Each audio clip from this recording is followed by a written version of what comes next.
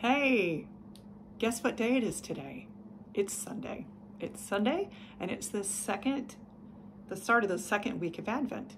And so I don't know if you can tell because they're so close together, but I've got two candles now lit on my Advent wreath here. And it's the sixth little ornament for us to put on our tree today because it's the 6th of December. So here's where we are. You see those? They're shoes. They're shoes. They're sandals. So, do you remember who we talked about yesterday? That was the story of Abram and Sarai and how God promised to be with them when God sent them off on a journey to a new place, and that God would give them a great big family that would become so big that it was more than all the stars in the sky, and even more than all the sand that they could see. And I think I told you that they were old at the time. Well, they've been journeying on for a while now, and Abram and Sarai are now Abraham and Sarah, which is a whole nother story.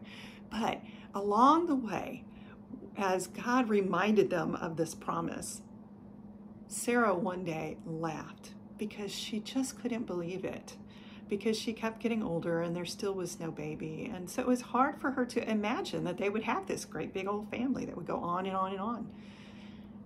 Well, you know what happened? God kept that promise. And you know what happened? Sarah laughed. She laughed and laughed because she was so happy. There was so much joy in her heart, she couldn't help but laugh. And in fact, she ended up naming that child Isaac, which means laughter. This story reminds me of two things: that God's love is so strong for us that God keeps promises, even though sometimes it takes a good long time for those promises to come through. And the other thing is that our joy is for real.